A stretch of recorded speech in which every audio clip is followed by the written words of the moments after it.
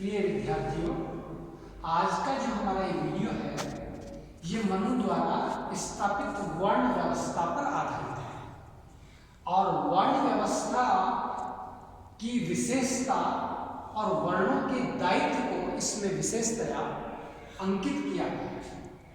वर्ण व्यवस्था की विशेषताओं के संदर्भ में अगर हम चर्चा करें तो मनु द्वारा जो स्थापित सामाजिक व्यवस्था है उस समाज व्यवस्था को संचालित करने के लिए अर्थात समाज को सही रूप से सुचारू रूप से संचालित करना और उसका विकास करना, इन दोनों कार्यों के लिए वर्ण व्यवस्था का निर्माण किया गया। एक प्रकार से हम कहें तो वर्ण व्यवस्था की ये विशेषता है कि ये श्रम का विभाजन है, कर्तव्यों का विभाजन है, कार्यों और योग्यताओं के अनुरूप इसका निर्धारण है। तो इसका अर्थ ये हुआ कि समाज को सही रूप से व्यवस्थित रूप से संचालित करने के लिए और समाज का विकास करने के लिए वर्ण व्यवस्था निर्मित हुई है। ये श्रम का विभाजन अर्थात समाज के जिस प्रकार से कार्यपालिका, व्यवस्थापिका, न्यायपालिका होती है वैसे ही समाज को सही रूप से विकसित करने के लिए एक और समाज को ज्ञान की आवश्यकता है, दूसरी ओर समाज की व्यवस्था के लिए रक्षा की आवश्यकता है, तीसरी ओर समाज को आर्थिक और भौतिक संचालन और विकास की आवश्यकता है और पांचवी ओर समाज में उत्पादन, उपभोग, विनिमय, वितरण, सेवा, परोपकार, त्याग इनकी आवश्यकता है। इस प्रकार से समाज रूपी जो शरीर है उसके चार अंग जो हैं वो ब्राह्मण, क्षत्रिय, वैश्य और शूद्र हैं और इन अंगों के माध्यम से समाज रूपी शरीर की एकता को कायम करते हुए उसके विकास, उसके निर्माण और उसकी उन्नति के लिए ये व्यवस्था निर्मित की गई है जो एक दायित्वों की और कर्तव्यों के निर्वाह की व्यवस्था दिखाई देती है। दूसरी ओर अगर हम देखें तो ये जो व्यवस्था है इसकी दूसरी विशेषता अगर हम कहीं कहें देखें तो ये परिवार के अंदर ही जो परिवार के सदस्य हैं उनमें जो कार्य करने की क्षमता है और उनमें जो कार्य की विशिष्टता का कार्य विकसित होने का अर्थात ज्ञानार्जन का कार्य है, प्रशिक्षण का कार्य है, वो परिवार के माध्यम से ही हो सकता है। जैसे मान लीजिए एक विद्यार्थी जो है क्षत्रिय परिवार के अंदर रहता है, निवास करता है, तो उसमें छात्र धर्म के गुणों का निर्माण या वो अगर सीखना चाहता है बंदूक चलाना, शस्त्र चलाना, सेवा करना, बलिष्ठता रखना, उस प्रकार का जो कार्य करना चाहता है तो उसको इन चीजों का प्रशिक्षण वही परिवार में प्राप्त हो सकता है बशर्ते कि वह चाहता है। अगर वह नहीं चाहता है तो वह दूसरे वर्ण से उस प्रकार की सेवा और प्रशिक्षण प्राप्त कर सकता है, क्योंकि एक ही वर्ण में जो है विभिन्न प्रकार के वर्ण निर्धारित हो सकते हैं। एक ही परिवार में विभिन्न प्रकार के वर्णों की उपयोगिता और वर्णों के पाए जाने के विचार वेदों में निर्मित है। जैसे मेरे पिता ब्राह्मण है, मेरी माता शूद्र है, मेरे भाई वैश्य हैं और मैं स्वयं क्षत्रिय हूँ। ये जो वाक्य है ये स्पष्ट करता है कि एक परिवार में चार वर्ण हो सकते हैं। इसका मतलब अगर उस परिवार में रहने वाला व्यक्ति है जिसकी योग्यता और जिसकी इच्छा और जिसको ये स्वतंत्रता है, जिसकी रुचि है कि मैं ये सीखूं तो वह वही सीख सकता है, तो ये व्यक्ति को स्वतंत्रता प्राप्त है कि वो किस वर्ण में जाना चाहता है, किस वर्ण की योग्यता ग्रहण करना चाहता है। इसलिए वर्ण कार्य और योग्यता के निर्धारण और विकास का कार्य करता है। आगे अगर अपन वर्ण व्यवस्था की बात करें तो इस वर्ण व्यवस्था में जो है हस्तक्षेप की बात है कि कोई व्यक्ति अगर एक बार किसी वर्ण का चयन कर लेता है कि जैसे मेरी रुचि मान लीजिए व्यापार और वाणिज्य में है तो मैं व्यापार और वाणिज्य का कार्य करूंगा, अर्थात आर्थिक और भौतिक उन्नति के क्षेत्र में इस प्रकार के कार्यों के लिए समाज के संचालन में अपनी भूमिका अदा करूंगा। तो इस कार्य का जब मैं वर्ण कर लेता हूँ, चयन कर लेता हूँ अपनी इच्छा अनुसार, अपनी योग्यता अनुसार और अपने उसके प्रति लगाव के अनुसार, तो एक बार चयन करने के बाद मुझे रोज रोज उसमें परिवर्तन की आवश्यकता नहीं है। फिर मैं उसी वर्ण का व्यक्ति रहते हुए उसी वर्ण के दायित्वों को अपने कर्तव्यों के अनुरूप निर्वाह करूंगा और उसी के माध्यम से उसको विकसित करूंगा और समाज के निर्माण में अपना योगदान उस वर्ण के माध्यम से, उसके कार्यों के माध्यम से, अपने दायित्वों के माध्यम से पूर्ण करूंगा। इस प्रकार वर्ण एक बार अगर हम चूज कर लेते हैं अपने गुण से, अपनी योग्यता से, अपनी इच्छा से, तो उसके बाद रोज रोज उसमें परिवर्तन करने का अधिकार दिखाई नहीं देता है।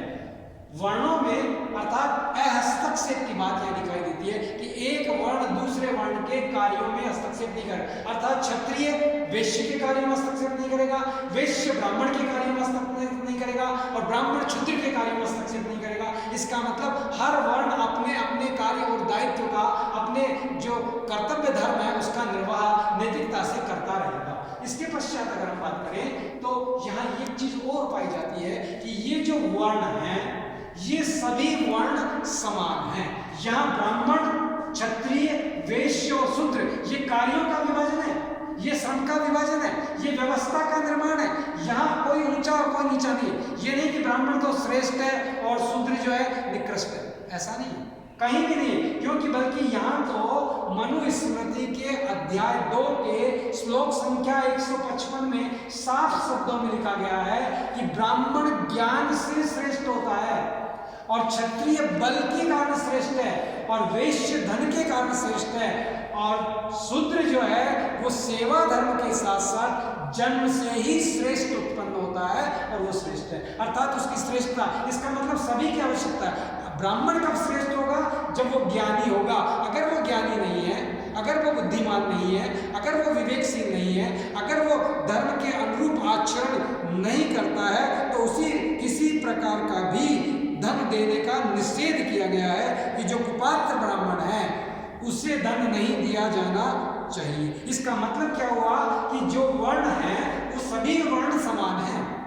जिस प्रकार से हम कहते हैं का तहाँ काम आवे सुई, का करे तलवारी। जहाँ सुई का काम है वहाँ तलवार काम नहीं कर सकती, जहाँ तलवार का काम है वहाँ सुई नहीं कर सकती। ऐसे हर वर्ण अपने अपनी कार्य और योग्यता और विशेषता के कारण महत्वपूर्ण बन जाते हैं। इसमें समानता वर्ण व्यवस्था में रही है, असमानता का कहीं कोई इसमें लेस मात्र भी प्राप्ति दिखाई नहीं देती है। सभी वर्णों की एक दूसरे पर पारस्परिक निर्भरता, अर्थात एक वर्ण दूसरे वर्ण पर निर्भर है। ब्राह्मण ज्ञानवान है, ज्ञान का प्रचार प्रसार करता है, परंतु उसको अन्न कौन देगा?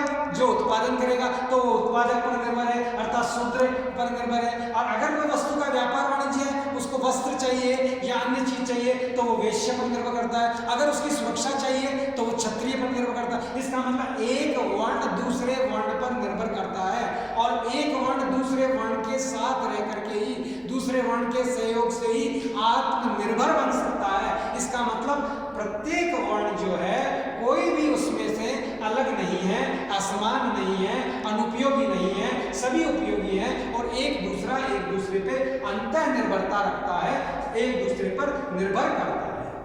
आगे अगर हम इसकी विशेषता देखें तो ये एक जो समाज रूपी शरीर है उसके विभिन्न पार्ट, विभिन्न अंग जो हैं ब्राह्मण, क्षत्रिय, वैश्य और शूद्र दिखाई देते हैं। तो ये दिखाई तो अनेक देते हैं पर अनेक होते हुए भी एक है, तो अनेकता में एकता के सिद्धांत का प्रतिपादन होता हुआ इसकी विशेषता रूप से हमें दिखाई देता है।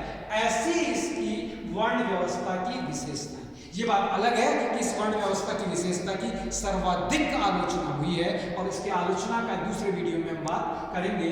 अभी हम वर्ण व्यवस्था की विशेषताओं के पश्चात जो भी वर्ण है ब्राह्मण, क्षत्रिय, वैश्य और शूद्र, इसके दायित्व और कर्तव्य क्या है इसके बारे में अब चर्चा करते हैं।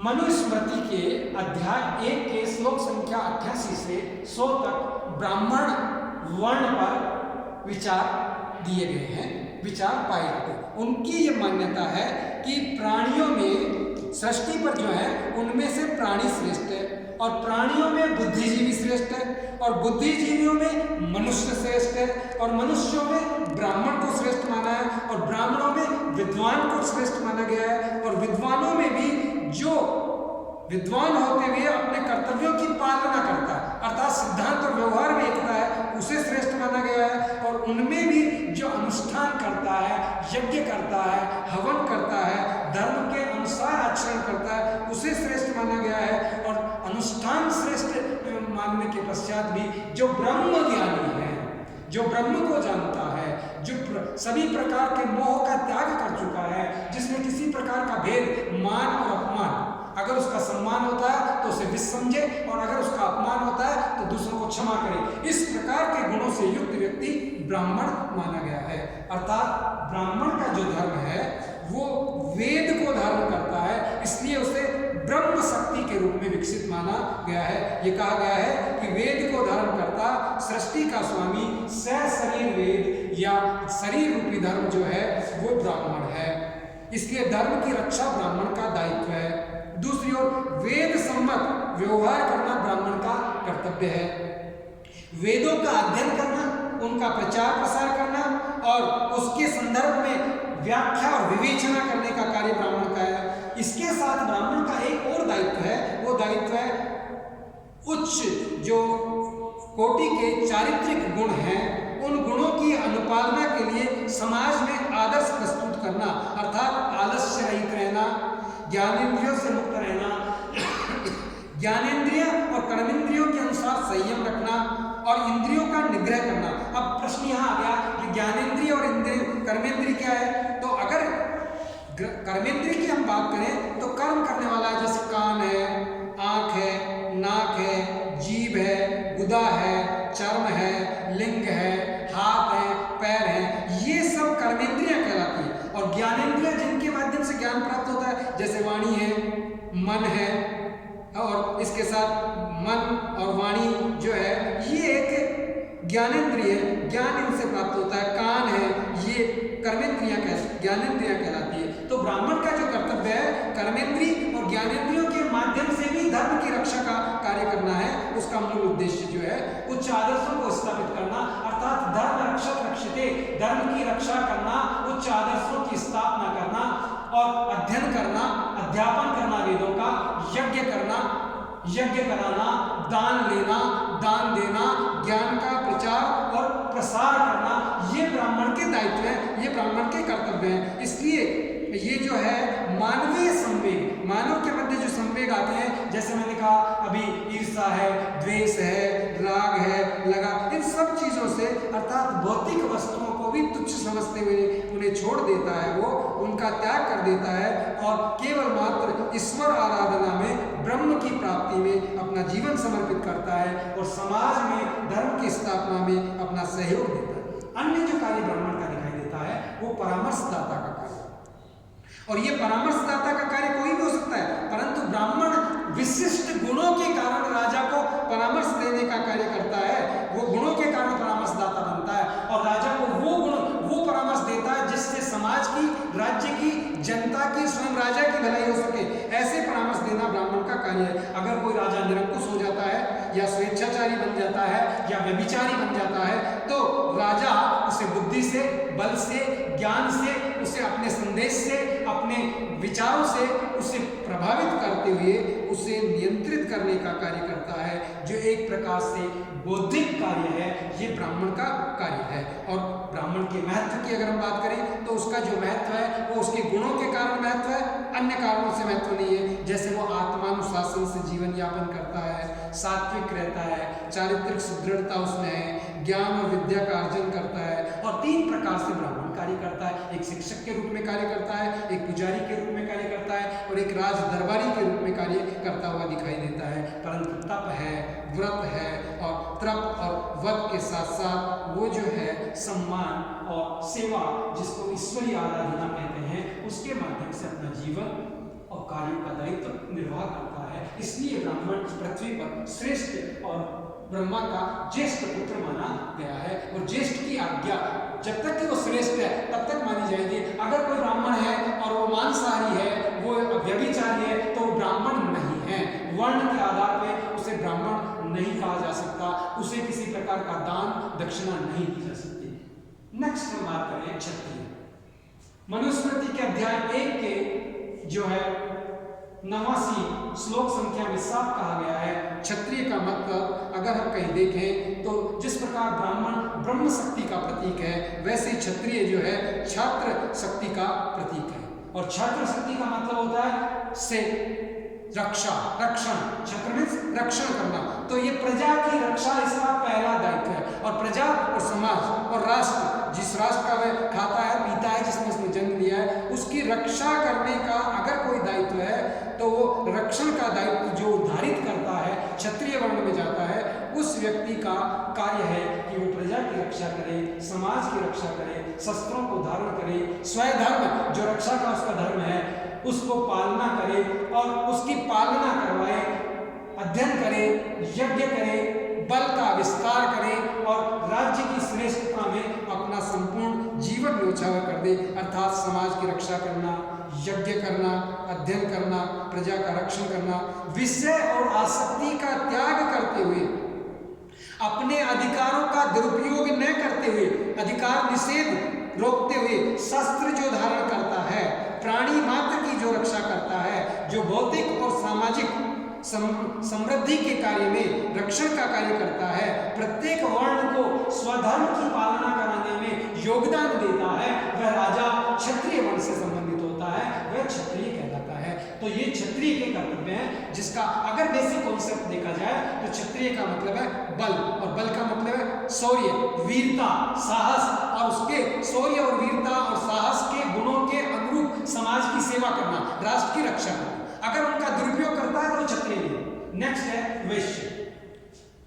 मनुस्मृति के अध्याय 1 के श्लोक संख्या 90 में वैश्य के बारे में आया है कि ये ब्रह्मा की भुजा से उत्पन्न वैश्य है, और वैश्य जो शक्ति है वो जो है भौतिक शक्ति का प्रतीक है, भौतिकता का प्रतीक है। तो आर्थिक व्यवस्था और भौतिक व्यवस्था के संचालन के लिए वैश्य का जो कर्तव्य निर्धारित है वो कृषि है, व्यापार है, वाणिज्य है। कृषि का कार्य करे, व्यापार का काम करे, वाणिज्य काम करे, अध्ययन करे, क्योंकि जो अध्ययन नहीं करेगा वो उनको गुण फल नहीं करेगा। कोई वस्तु कितने की है, कितने की बेची, कितने में क्रय विक्रय के कार्य नहीं करेगा। इसलिए अध्ययन करना, यज्ञ करना और दान करना ये भी वैश्य के कार्य हैं। और वैश्य का अर्थ है धन का उपार्जन करना, धनोपार्जन करना और जनता की भौतिक आवश्यकताओं की पूर्ति करना वैश्य का मूल दायित्व है। इसलिए वैश्य जो है वो समाज में आर्थिक शक्ति का प्रतीक है, आर्थिक विकास में योगदान देने वाला है, वाणिज्यिक कर्म करने वाला है, धनार्जन कर्म करने वाला है, समाज की आर्थिक आवश्यकताओं की पूर्ति करना उसका कर्तव्य माना गया है। तो समाज की बेसिक अगर कोई आवश्यकता है तो आर्थिक और भौतिक आवश्यकताएं हैं, और उन आर्थिक और भौतिक आवश्यकताओं पे ऊपर जीवन निर्भर करता है। साधन जो है वो अर्थ है, इसलिए अर्थ ही पृथ्वी है, और अर्थ पे उत्पादन करना, निर्माण करना वैश्य का कार्य माना है। शूद्र की अगर हम बात करें तो मनुस्मृति के अध्याय 1 के श्लोक संख्या 91 में साफ लिखा है कि शूद्र जो है वो सर्वश्रेष्ठ है सेवा के कारण, शारीरिक श्रम के कारण, और अपने से अन्य जो वर्ण है अर्थात शूद्र वर्ण से अलावा जो वैश्य है, क्षत्रिय, ब्राह्मण है, उन वर्णों की सेवा करना। सेवा का मतलब हर वर्ण के आदेश की पालना नहीं कर रहा है, उत्पादन करता है, शिल्प का काम करता है, कृषि का कार्य करता है, सेवा का कार्य करता है, क्योंकि सेवक तो सर्वश्रेष्ठ माना गया इस पृथ्वी पे। उदाहरण के लिए अगर आप देख लें, जितने राम के मंदिर में है उससे अधिक हनुमान के मंदिर दिखाई देंगे, क्योंकि सेवा सर्वश्रेष्ठ है। व्यक्ति सेवा से ही पूजनीय है, कर्म से पूजनीय नहीं है। इसीलिए तो शूद्र को कहा गया कि वो जन्म से ही पवित्र है। और लोग तो जो है पवित्र अपने द्विज होने के कारण, ज्ञान के कारण, बुद्धि के कारण, कार्यों के कारण श्रेष्ठ होंगे, और क्षत्रिय जो है सेवा के माध्यम से अर्थात रक्षा के कारण श्रेष्ठ होगा, जबकि शूद्र तो जन्म से ही श्रेष्ठ है, क्योंकि वो सेवक के रूप में कार्य करता है और सेवा ही उसका धर्म है। और ये जो धर्म है वो सम्मान से करे, इच्छा से करेगा। और शूद्र का धर्म जब हम कह रहे हैं तो शूद्र भी जो उत्पन्न है वो उस पर संपूर्ण समाज का दायित्व भार टिका हुआ है। और जहां तक शूद्र की बात की जाए, ये सर्वश्रेष्ठ है, ये निकृष्ट नहीं है, ये कोई ब्राह्मण और क्षत्रिय में तुलना नहीं है, ये एक श्रेष्ठ है और एक निम्न है, ऐसा कहीं नहीं है। इसका मतलब है क्षुद्र बुद्धि भी नहीं है यहाँ है सेवा भाव के कारण ये श्रेष्ठ है, जो स्वयं ने अपनी इच्छा से धारित किया है, जो स्वयं की योग्यता है, जिसमें सेवा करने की योग्यता है, अर्थात जो त्यागी है, जो तपस्वी है, जो परोपकारी है, जो सेवक है, जो श्रम का कार्य करने वाला है, वो व्यक्ति शूद्र वर्ण को स्वीकार करता है अपनी इच्छा से। ये नहीं कि उसे जबरदस्ती शूद्र बना दिया जाए, सेवा से कार्य करता है और वो सेवा में ही संतुष्टि और आनंद की अनुभूति करता है। वो किसी से उलाहना या उपेक्षा नहीं करता है, उसे सेवक समझा जाता है, क्योंकि सेवा का प्रतिफल स्वमेव ही ईश्वर उसे देता है। और जो सृष्टि में श्रेष्ठ कार्य करता है उसका ये जीवन और पारलौकिक जीवन दोनों मुक्त हो जाते हैं और इनके माध्यम से अपने पुरुषार्थों की प्राप्ति करता है। और पुरुषार्थों की प्राप्ति व्यक्ति का अंतिम लक्ष्य है, मोक्ष की प्राप्ति। और पुरुषार्थ जो है, 4 पुरुषार्थ है, धर्म, अर्थ, काम और मोक्ष। ये जो 4 पुरुषार्थ हैं, धर्म, अर्थ, काम और मोक्ष, 4 पुरुषार्थ हैं। और चारों पुरुषार्थों में 2 आध्यात्मिक, अर्थ और काम, ये दोनों तो जो है भौतिक है, और 2 मोक्ष और धर्म आध्यात्मिक तत्व है। इसलिए व्यक्ति का जो शरीर है वो भौतिक है और आत्मा आध्यात्मिक है। तो पूर्णता भौतिक और आध्यात्मिक दोनों तत्वों की प्राप्ति होगी, तब पूर्णता है, तब मोक्ष की प्राप्ति है। इसलिए मोक्ष की प्राप्ति व्यक्ति का चरमोत्कर्ष और अंतिम लक्ष्य है, और कर्म के माध्यम से भी व्यक्ति मोक्ष को प्राप्त कर सकता है।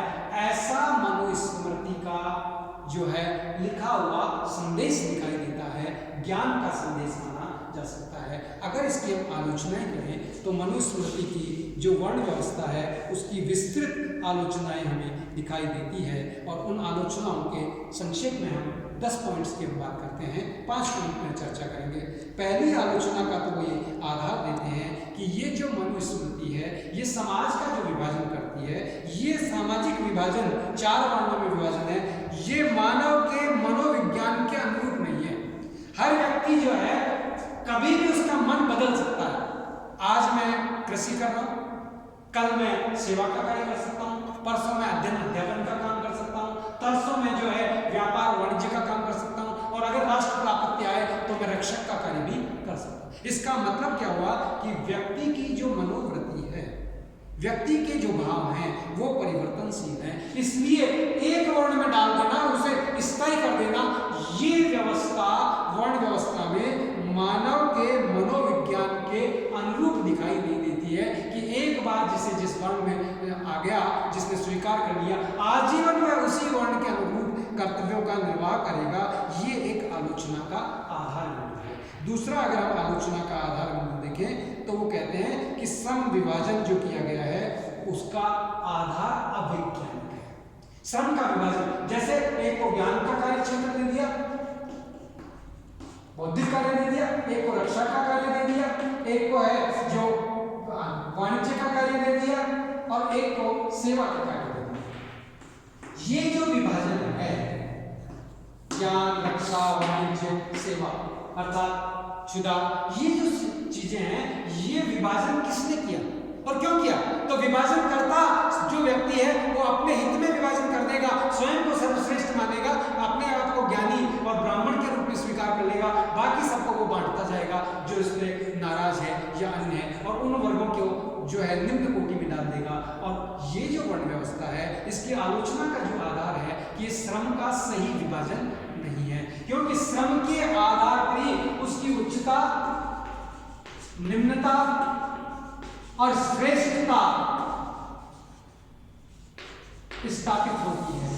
जो श्रेष्ठ व्हाइट कॉलर कार्य करता है, जो करता है वो श्रेष्ठ माना जाता है। ऐसा सामाजिक व्यवस्था में मनोवैज्ञानिक दृष्टिकोण से देखा गया है कि जो ज्ञान का कार्य करेगा वो श्रेष्ठ रहेगा, और जो सेवा का और सफाई का काम करेगा उसे श्रेष्ठ नहीं माना जाएगा। और यही वर्ण व्यवस्था आगे जाकर जाति व्यवस्था में परिवर्तित हो गई, और जाति व्यवस्था जो है इस प्रकार से भारतीय समाज को प्रज्वलित कर देती है कि जिसमें अस्पृश्यता को जन्म देती है, और उस अस्पृश्यता का परिणाम राष्ट्र गुलाम बनता है, और गुलाम बनने के पश्चात भी मानसिक रूप से दबाव महसूस करता है, शोषण होता है, उत्पीड़न होता है। इसलिए वर्ण व्यवस्था को आलोचक ये कहते हैं कि मनु द्वारा स्थापित जो वर्ण व्यवस्था है ये एक प्रकार से ब्राह्मण वर्ण का वर्चस्व स्थापित करती है, उसे सर्वश्रेष्ठ साबित करती है, और अन्य वर्गों को सर्वश्रेष्ठ और समानता का दर्जा भी नहीं देती है। अंतः विरोधों की आलोचना की गई है कि ये जो ब्राह्मण वर्ग है इसके द्वारा जो सामाजिक व्यवस्था है उसमें जो दोष उत्पन्न हो जाते हैं जातिगत, उन जातिगत दोषों के उत्पन्न होने से परिवर्तन का अभाव। कहने के लिए तो वर्ण व्यवस्था परिवर्तनशील है, कोई भी व्यक्ति अपना वर्ण बदल सकता है, परंतु धीरे धीरे जाकर वर्ण जाति में बदल जाता है, और जाति एक स्थायित्व का रूप ग्रहण कर लेती है। तो जाति व्यवस्था और जाती है। कोई व्यक्ति अगर ब्राह्मण के घर जन्म लेता है तो उसे ब्राह्मण माना जाता है, चाहे वो ब्राह्मण कर्म के अनुरूप है, चाहे उसमें वैसी योग्यता है या नहीं है। ये इसकी रिजिडता आ जाती है, ये इसके दोष आ जाते हैं। इसलिए इन दोषों से जाति व्यवस्था अपरिवर्तनशील दिखाई देती है, जो आज भी समाज का एक मार्गदर्शन करने के स्थान पर समाज को विभाजित करता है। एक और जो व्यवस्था है कि एक वर्ग केवल रक्षा का कार्य करेगा, बाकी 3 वर्ग रक्षा का नहीं कार्य करेंगे। तो ऐसी स्थिति में रक्षक संख्या कम हो जाएगी, तो विदेशी आक्रमण से राष्ट्र की रक्षा नहीं होगी। इसलिए सभी का धर्म अगर रक्षा का किया जाए, सभी का धर्म सेवा का किया जाए, सभी को व्यापार वाणिज्य दिया जाए, सभी को ज्ञान संपन्नता की ओर दिया जाता, तो भारत की ऐसी दुर्दशा नहीं होती। ऐसा भी आरोप इस वर्ण व्यवस्था के आधार पर लगाया जाता है। परंतु ये जो वर्ण व्यवस्था है, इसका जो उद्देश्य था वो अनेकता में एकता स्थापित करना था, जिसके स्थान पर उल्टा हो गया। अनेकता के में एकता के स्थान पर एकता के स्थान पे अनेकता उत्पन्न होती हुई दिखाई दे रही है। इसलिए हम कह सकते हैं कि एक दूसरे पर निर्भरता की बात कही गई है, परंतु वास्तव में एक दूसरे पर निर्भर नहीं, बल्कि एक दूसरे का शोषण करता हुआ दिखाई दे रहा है व्यवस्था में आज, या एक दूसरे पर उच्चता और निम्नता, या एक दूसरे में अस्पृश्यता के भाव दिखाई देता है। इस आधार पर भी मनु के द्वारा स्थापित सामाजिक व्यवस्था की आलोचना की जाती है। नेक्स्ट आलोचना का आधार है कि राज्य के उदय से समाज का उदय माना जाता है, परंतु व्यवहार में देखा जाए तो समाजशास्त्री ये मानते हैं कि राज्य के जन्म से पहले भी समाज था। इसका मतलब सामाजिक व्यवस्था की संरचना देवीय संरचना नहीं है, राज्य के साथ उत्पन्न नहीं हुई मानी जा सकती है। जबकि मनुस्मृति राज्य की उत्पत्ति, राजा की उत्पत्ति के साथ समाज की उत्पत्ति और व्यवस्था की बात करता है। समाज रूपी शरीर और व्यक्ति रूपी साधन, तो समाज साध्य बन जाता है और व्यक्ति एक साधन बना दिया जाता है अंग के रूप में। ये व्यक्तिगत स्वतंत्रता का अंत है, व्यक्तिगत स्वतंत्रता का हनन है। इस आधार पर भी इसकी आलोचना की जाती है। इसके साथ वर्ण व्यवस्था की जो उत्पत्ति है ये ब्रह्मा से मानी गई है। वास्तविक लक्ष्य इसका जो है धूमिल होता हुआ दिखाई देता है, और कहते हैं कि ये इतिहास में खाली लिटरेचर में पाया जाता है, उपनिषदों में पाया जाता है, परंतु क्या ब्रह्मा से सभी वर्णों की उत्पत्ति हुई है? इस पर भी कुछ लोग अपना आक्षेप लगाते हैं, प्रश्न चिन्ह वर्णित करते हैं। श्रम विभाजन जिसे हम कहें तो कृषि प्रधान समाज में संभव था। ये जो श्रम का विभाजन हुआ, तत्कालीन समय कृषि प्रधान समाज था। आज का जो समय है उद्योग प्रधान, यंत्रीकरण से प्रधान समय है। आज के समाज के अंदर जिसमें विभिन्न प्रकार की बहुनस्ल पाई जाती है, बहुधर्म पाए जाते हैं, बहु प्रकार के उद्योग पाए जाते हैं, ऐसी जटिल व्यवस्था में वर्ण व्यवस्था को स्थापित किया जाना कहीं कोई संभव नहीं दिखाई देता और न ही ये समसामयिक दिखाई देता है। इसलिए वर्ण व्यवस्था की इस आधार पर भी आलोचना की जाती है। वर्ण व्यवस्था का कोई स्पष्ट विश्लेषण नहीं है, ये स्वयं अंतः विरोधों से ग्रसित है। एक और कुछ कहते हैं कि वर्ण व्यवस्था जो है विवादास्पद बन जाती है, जन्म आधारित है, और कहीं कहा जाता है कि जन्म नहीं, वर्ण परिवर्तनशील है, जन्म के आधार पर वर्ण नहीं बने हैं। तो यहाँ विवादास्पद स्थिति दिखाई देती है। इस आधार पर हम कह सकते हैं चाहे कितनी भी आलोचनाएं लिखी जाएं, पर तत्कालीन समय में जब वर्ण व्यवस्था की स्थापना हुई तो ये वर्ण व्यवस्था की स्थापना सामाजिक व्यवस्था के स्तंभ रूप से सामाजिक व्यवस्था को विकसित करने के लिए निर्मित हुई थी। और कितनी भी बुराइयां हो, ये वर्ण व्यवस्था पूरे विश्व में दिखाई देती है। ईरान में भी वर्ण व्यवस्था दिखाई देती है, वर्णों का है, तो उसी प्रकार से अन्य राष्ट्रों में भी इसका देखा जा सकता है, जैसे योद्धा वर्ण है। इस प्रकार से हम कह सकते हैं कि वर्ण व्यवस्था जो है, वर्णों का जो महत्व है, प्रत्येक वर्ण का उसके गुण, उसके कार्य और उसके निष्ठा के आधार पर महत्व स्थापित होता है। कार्य के आधार पर, दायित्व के आधार पर उसका महत्व स्थापित होता है।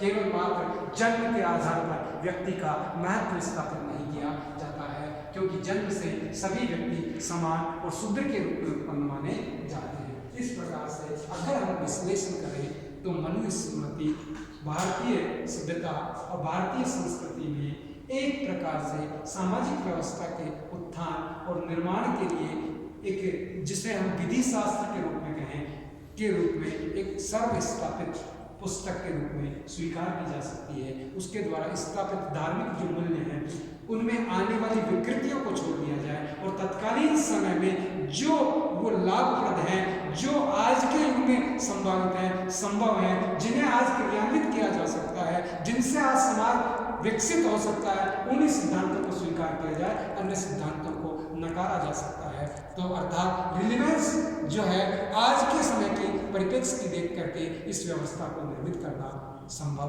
होना चाहिए, न कि केवल मात्र सिद्धांतों के रूप में चिपके रहना। धन्यवाद। 20 मिनट।